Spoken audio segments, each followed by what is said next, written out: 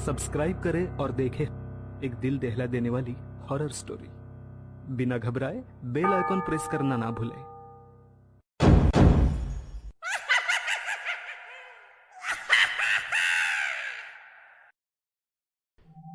इस कहानी के लेखक है संजय कामले। वो थोड़ी जल्दबाजी में ही लिफ्ट के अंदर घुसी और नीचे जाने का बटन दबाया। लिफ्ट में पहले से ही मौजूद पड़ोस वाली दादी ने कहा, अरे अवंतिका, लगता है आज थोड़ी लेट हो गई हो। जी दादी, ऑफिस का प्रोजेक्ट पूरा करते करते कब रात के 2 बज गए पता ही नहीं चला, इसीलिए देर से उठी। उनका फ्लैट 10वीं मंजिल पर होने की वजह से लिफ्ट का ही उपयोग किया करती थी। लिफ्ट शुरू हो गई और नीचे की ओर जाने लगी, पर आम दिनों की तुलना में आज लिफ्ट से कुछ ज्यादा ही आवाज आ रही थी। दादी, जाते वक्त वॉचमैन को बताती हूँ लिफ्ट रिपेयर करने वाले को बुलाकर ठीक करे, कुछ ज्यादा ही आवाज आ रही है। लिफ्ट ग्राउंड फ्लोर पर पहुंची। दोनों ही चलते हुए सामने कुर्सी पर बैठे वॉचमैन के पास पहुंची। अवंतिका को देखते ही वॉचमैन उठकर खड़ा हो गया और बोला, देखिए मैडम, आपने पानी की टंकी के बारे में शिकायत की थी, पानी की टंकी साफ करवा ली है। आपने इलेक्ट्रिसिटी की शिकायत की, हमने करवा ली। अरे ये तो तुम लोगों की ड्यूटी है, और वैसे भी पिछले हफ्ते में 2 बार मैंने लिफ्ट के बारे में शिकायत की है, और अब तो आवाज काफी तेज हो गई है। आज के आज लिफ्ट मेंटेनेंस वालों को बुलाओ। अवंतिका की बातें सुनकर वॉचमैन ने हाथ जोड़कर कहा, मैडम जी, मैंने 2 दिन पहले ही यहाँ ड्यूटी ज्वाइन की है, फिर भी मैं देखता हूँ। अच्छे से काम करो, वरना मैनेजमेंट वालों से बोलकर किसी भूतिया जगह ड्यूटी लगवाऊंगी। वो चुपचाप हैरान होकर खड़ा रहा। दादी और अवंतिका गेट से बाहर चली गई। अवंतिका अपना ऑफिस का काम करने में मशगूल थी। पूरा दिन ऑफिस का काम करके अवंतिका काफी थक चुकी थी।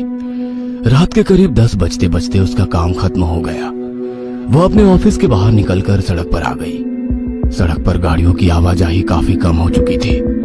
सड़क पर ना कोई ऑटो खड़ा दिखाई दे रहा था, ना कोई बस आती नजर आ रही थी। आधा घंटा बीत गया होगा कि तभी उसे सामने से एक बस आती नजर आई और बस का सफर शुरू हो गया। रात को नींद पूरी ना होने के कारण उसे बस की सीट पर बैठे बैठे नींद आने लगी। कुछ ही देर में बस उसकी अपार्टमेंट के पास पहुंची। वो नीचे उतरी और गेट से अंदर चली गई। उसने वॉचमैन की कुर्सी की तरफ देखा, पर हर रोज की तरह कुर्सी खाली नजर आई। अब गया होगा शराब पीने, इसकी शिकायत करनी ही पड़ेगी। अपने आप से बुदबुदाते हुए वो लिफ्ट के पास पहुंची। लिफ्ट के अंदर जाते हुए वो दरवाजा बंद करने ही वाली थी कि तभी झट से वॉचमैन लिफ्ट के अंदर आया। उसकी इस हरकत से अवंतिका एक पल के लिए सहम गई और एकदम से पीछे हट गई, पर अगले ही पल उसने खुद को संभाल लिया। वॉचमैन ने लिफ्ट का दरवाजा बंद कर लिया और थोड़ा गुस्सैल नजर से अवंतिका की ओर देखने लगा। उसकी हरकत देख अवंतिका बोली, ये क्या बदतमीजी है? जी नहीं, आपने सुबह कहा था ना लिफ्ट ठीक करने को, ठीक करवा ली है। देख लीजिए, वरना मेरी शिकायत करने आप ऊपर तक जाएंगी। तुम तो ऐसे बोल रहे हो, ये काम करके मुझ पर एहसान कर रहे हो। बिल्डिंग मैनेजमेंट ने ये जिम्मेदारी तुम्हें दी है। जी नहीं, मेरा काम निगरानी करना है, फिर भी लोगों को परेशानी ना हो इसलिए अपनी जिम्मेदारी समझकर काम करवा लिया है। बताइए, काम ठीक हुआ है क्या? कोई आवाज तो नहीं आ रही है ना? लिफ्ट के अंदर एक जानलेवा सन्नाटा फैल गया था। वॉचमैन की इस हरकत से उसे गुस्सा तो काफी आ गया था, पर दिल ही दिल में वह बुरी तरह डर चुकी थी।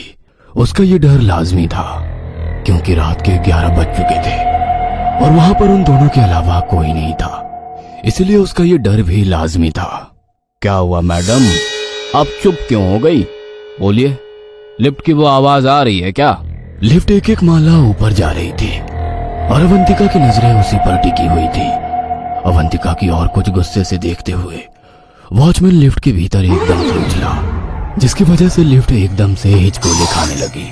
वॉचमैन की इस हरकत से वो डरी सहमी लिफ्ट के एक कोने में चिपक कर खड़ी होकर कांपती हुई आवाज में बोली, ये क्या मजाक लगा रखा है? अगर लिफ्ट टूट गई तो? ऐसे कैसे टूट जाएगी, और टूट गई तो रिपेयर करवा लूंगा। इतना कहकर वो दोबारा कूदने लगा।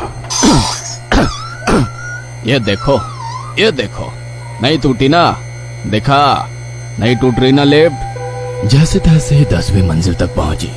लिफ्ट रुकते ही अवंतिका ने झट से दरवाजा खोला और खाली वार्ड में तेज कदमों से चलने लगी। लिफ्ट के अंदर खड़ा वॉचमैन उसी को देख रहा था। तेज कदमों से अवंतिका अपने कमरे तक पहुंची और चाबी निकालकर दरवाजा खोलने लगी, पर चाबी लग नहीं रही थी। उसने तिरछी नजर से बाईं और उस लिफ्ट की तरफ देखा तो लिफ्ट के खुले दरवाजे से वॉचमैन अभी भी अवंतिका को ही घूरे जा रहा था। अवंतिका ने झट से अपनी नजरें हटाई और दरवाजा खोलकर कमरे के भीतर चली गई।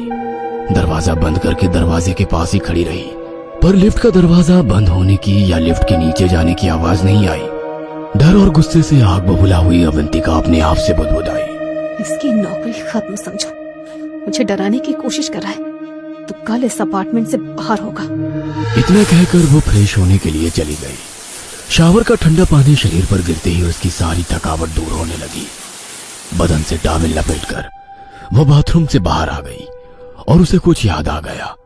वो अपनी खिड़की के पास गई और धीरे से नीचे झांक कर देखा। वॉचमैन अपनी कैबिन के पास खड़ा अवंतिका के फ्लैट की तरफ ही देख रहा था। वो झट से पीछे हट गई। बहुत हो गया, अब तुम्हारी नौकरी कोई नहीं बचा सकता। इतना कहकर उसने अपनी खिड़की का पर्दा बंद कर लिया। सुबह हो चुकी थी। अपने बेड से उठकर वो खिड़की के पास गई और धीरे से पर्दा हटाकर देखा, पर नीचे लोगों की आवाजाही शुरू थी, पर वॉचमैन नहीं था। उसने पर्दा पूरी तरह से हटा दिया और अपने बाल ऊपर बांधकर ऑफिस के लिए तैयार हो गई। फ्लैट का दरवाजा लॉक कर वो लिफ्ट के पास पहुंची। उसने बटन दबाया कि तभी दादी ने आवाज दी, अरे अवंतिका, आज सीढ़ियों का इस्तेमाल करना होगा, लिफ्ट बंद पड़ चुकी है। दादी सीढ़ियां चढ़कर ऊपर आ गई। वह काफी थक चुकी थी। दादी की हालत देखकर अवंतिका गुस्से से आग बबूला हो गई और मन ही मन बोली, कल रात बड़ा उछल कूद करके बोल रहा था कि लिफ्ट ठीक की है। लिफ्ट ठीक की है क्या खाक ठीक की है? अवंतिका की तरफ देखकर दादी बोली, क्या हुआ, क्या सोच रही हो? दादी, मैनेजमेंट को भी ऐसे ही निकम्मे लोग पसंद है, पर अब बहुत हो गया। मैनेजमेंट के पास उसकी शिकायत करनी ही पड़ेगी। इतना कहकर वो सीढ़ियों की तरफ जाने लगी कि दोबारा दादी ने उसे रोका। अवंतिका, चलो मेरे साथ। दादी हाथ पकड़कर उसे अपने कमरे में ले आई। दादी, आज मैं आपकी कोई बात नहीं सुनने वाली। उस काम चोर चौकीदार को सबक सिखाकर ही दम लूंगी। ठीक है, मत सुनना। इतना कहकर दादी ने उसके हाथ में न्यूज़पेपर दे दिया और उसमें छपी एक खबर की तरफ इशारा किया। अवंतिका ने खबर देखी और हैरान हो गई। गायत्री अपार्टमेंट में लिफ्ट टूटने से चौकीदार और एक कर्मचारी दोनों की मौत। दादी, ये खबर तो हमारे अपार्टमेंट की है।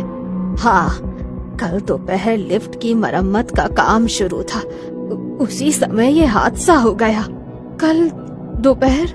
हैरान परेशान अवंतिका सोच में पड़ गई। ये कैसे हो सकता है? हादसा कल दोपहर को हुआ है और मैं तो कल रात लिफ्ट से ही आई हूँ, और लिफ्ट में उस वॉचमैन ने मेरे साथ बदतमीजी भी की थी, तो ये कैसे हो सकता है? दादी उसके हैरान चेहरे की तरफ देखकर बोली, अब उन्हीं को कौन टाल सकता है? पर बिना कुछ बोले वो घर से निकली और सीढ़ियां उतरकर नीचे की ओर जाने लगी। पर वो एक ख्याल उसके दिमाग को कुरेद रहा था। क्या वो मेरा वहम था? पर कल रात तो मैं लिफ्ट से ही ऊपर गई थी, मतलब चौकीदार की आत्मा उस लिफ्ट के अंदर है। क्या वो मुझे चेतावनी देने आया था? सोच सोच कर उसका दिमाग फट रहा था। तभी उसे एम्बुलेंस का सायरन सुनाई दिया। दिमाग में उठने वाले सवाल और लगातार कानों पर पड़ने वाली सायरन की आवाज से उसका सिर चकरा रहा था। वो सीढ़ियां उतरकर ग्राउंड फ्लोर पर आ गई। तभी उसे एम्बुलेंस गेट से बाहर जाती नजर आई। उसे कुछ भी होश नहीं था कि तभी उसके कानों पर एक आवाज पड़ी। उसने आवाज की ओर देखा तो लिफ्ट के मेंटेनेंस का काम चल रहा था। वहां पर एक पुलिस वाला भी खड़ा था और लिफ्ट के पास एक बोर्ड पर लिखा था, लिफ्ट मेंटेनेंस के लिए बंद है, कृपया सीढ़ियों का इस्तेमाल करें। वो अपनी ड्यूटी पर पहुंची, पर काम में बिल्कुल भी मन नहीं लग रहा था। वह चुपचाप अपनी कुर्सी पर बैठी थी। तभी टेबल पर रखे टेलीफोन की रिंग हुई। वह झट से अपने ख्यालों से बाहर निकली। उसने फोन उठाया। हेलो मैडम, बताइए, लिफ्ट का काम ठीक हुआ है क्या? कोई आवाज तो नहीं आ रही है ना? रिसीवर से कान में गूंजने वाली वह आवाज अवंतिका झट से पहचान गई। डर से सिर्फ एक ही सेकंड में उसका गला सूख गया था। रात हो चुकी थी। ऑटो से वो अपने अपार्टमेंट पहुंच गई। आज अपने ही अपार्टमेंट की तरफ देखकर डर लग रहा था। ऑटो वाला पैसा लेकर चला गया, पर आज उसके कदम जैसे जमीन पर धंस गए थे। हिम्मत करके वो गेट से अंदर आई और चौकीदार कुर्सी की तरफ देखा। कुर्सी खाली थी। उसने अपनी नजरें हटाई। सीढ़ियों की ओर चलने लगी, मगर चलते वक्त अपनी नजरें लिफ्ट की तरफ ना जाए इसका ध्यान रख रही थी। उसने सीढ़ी पर पहला कदम रखा ही था कि तभी उसके कानों पर एक आवाज आई। अरे अवंतिका, लिफ्ट ठीक कर दी गई है, आओ लिफ्ट से चलते हैं। अवंतिका ने आवाज की तरफ देखा तो लिफ्ट के पास 5वें माले पर रहने वाली श्वेता खड़ी थी। नहीं, मैं चली जाऊंगी। अरे तुम 10th फ्लोर पर रहती हो, इतनी सीढ़ियां चढ़कर जाओगी तो पैरों का कचूमर निकल जाएगा। चलो साथ चलते हैं। अब कोई बात नहीं, आदत है। आदत? मजाक मत करो, चलो लिफ्ट भी नीचे आ गई है। अब अवंतिका के पास कोई भी चारा नहीं था। दोनों लिफ्ट के अंदर गई। अवंतिका लिफ्ट की दीवार के पास खड़ी थी और श्वेता ने बटन दबाया। लिफ्ट ऊपर की ओर जाने लगी। श्वेता अवंतिका की ओर मुड़ी और कहा, मैडम बताइए, लिफ्ट का काम ठीक हुआ है क्या? कोई आवाज तो नहीं आ रही है ना? अवंतिका डर से कांप गई, क्योंकि जिस्म श्वेता का था पर चेहरा उस चौकीदार का जो पूरी तरह से लहूलुहान हो गया था। अवंतिका, क्या सोच रही हो? अंदर आओ। श्वेता की आवाज सुनकर अवंतिका होश में आ गई। वो अभी भी लिफ्ट के बाहर खड़ी थी। वो लिफ्ट के अंदर चली गई और श्वेता ने लिफ्ट का दरवाजा बंद करके बटन दबाया। अवंतिका उसी की तरफ देख रही थी। लिफ्ट धीरे धीरे ऊपर जाने लगी। श्वेता ने पीछे मुड़कर अवंतिका की तरफ देखकर थोड़ी उदासी भरी आवाज में कहा, पता नहीं यार, इस जगह को क्या हो गया। 2 दिन पहले चौकीदार और मेंटेनेंस कर्मचारी लिफ्ट एक्सीडेंट में मारे गए और आज सुबह क्या हुआ? मतलब तुम्हें कुछ नहीं पता? नहीं, इसीलिए तो पूछ रही हूँ। आज सुबह हमारे अपार्टमेंट में एम्बुलेंस आई थी, ये तो पता है ना? हाँ पता है, मैं किसी और टेंशन में थी इसीलिए ध्यान नहीं दिया। अरे तुम्हारे फ्लैट के सामने रहने वाली दादी सीढ़ियां चढ़कर 5वें फ्लोर तक आ गई और हार्ट अटैक से सीढ़ियों पर ही गिर पड़ी। हम सब दादी को संभालने की कोशिश कर रहे थे पर उनकी निगाहें कहीं और टिकी हुई थी। शायद उन्होंने कुछ ऐसा देखा था जिससे उन्हें हार्ट अटैक आ गया होगा। हमने तुरंत एम्बुलेंस को फोन किया पर वो पहले ही दम तोड़ चुकी थी। उसकी बात सुनकर अवंतिका जैसे सन्न रह गई। वो कुछ बोलती कि तभी श्वेता ने कहा, चलो मेरा फ्लैट आ गया। लिफ्ट रुक गई और श्वेता बाहर निकली। अवंतिका हैरान होकर सोच में पड़ गई। दादी और मैं तो दादी के कमरे में थे और वहीं पर दादी ने मुझे चौकीदार की मौत के बारे में बताया, तो ये कैसे हो सकता है? तभी जाते जाते श्वेता ने पीछे मुड़कर अवंतिका से कहा, बेटी संभल कर, वो तुम्हें नहीं छोड़ेगा। अवंतिका डर से कांप गई, क्योंकि वो आवाज श्वेता की नहीं बल्कि दादी की थी। वो अजीब सी आवाज सुनकर अवंतिका लिफ्ट से बाहर निकलती कि तभी लिफ्ट का दरवाजा बंद हो गया और लिफ्ट अब धीरे धीरे ऊपर बढ़ने लगा। अब वो पूरी तरह से बेबस थी। अवंतिका को सामने लिफ्ट के चिकने मेटल में अपना धुंधला अक्स नजर आने लगा। वो अपने अक्स को देख ही रही थी कि तभी किसी ने उसके पीछे से अपना चेहरा बाहर निकाला। वह बुरी तरह सहम गई। झट से मुड़कर देखा पर कोई नहीं था।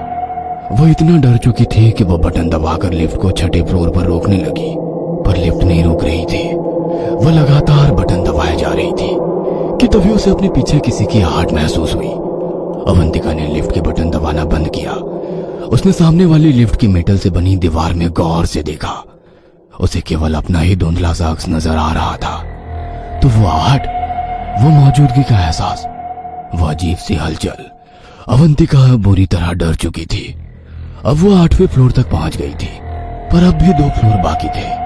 वो दरवाजे की तरफ देख रही थी और उसके पीछे वो धुंधली परछाई धीरे धीरे उसकी तरफ बढ़ती महसूस हो रही थी।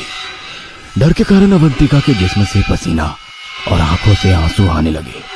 9वां फ्लोर गुजरकर अब 10वां फ्लोर आने वाला था और इधर वो अजीब आहट अवंतिका के कानों तक पहुंच चुकी थी। उसके पीछे कोई तो था जिसकी सांसों की ठंडक उसकी गर्दन पर जमा पसीने पर महसूस हो रही थी और अब वो ठंडक उसके कानों पर महसूस होने लगी। शायद उसके पीछे जो कोई खड़ा था वो बोलने के लिए अपना मुंह खोलता कि तभी 10वां फ्लोर आ गया। 1 सेकंड भी बिना गवाए अवंतिका ने दरवाजा खोलने के लिए बटन दबाया और दरवाजा खोलते ही चौकीदार को दरवाजे के बाहर देख वो लिफ्ट के अंदर ही गिर पड़ी। अरे मैडम क्या हुआ? उठिए, हेलो कोई है? क्या मुसीबत है? आज ही ड्यूटी का पहला दिन था, साला पनौती लग गई। उसे देखते हुए अवंतिका ने गहरी सांस ली और ये कहानी आपको अच्छी लगी हो तो हमें सब्सक्राइब करें, हमारा इंस्टाग्राम और फेसबुक पेज जरूर फॉलो करें। और हाँ दोस्तों, सब्सक्राइब करना भूलना मत।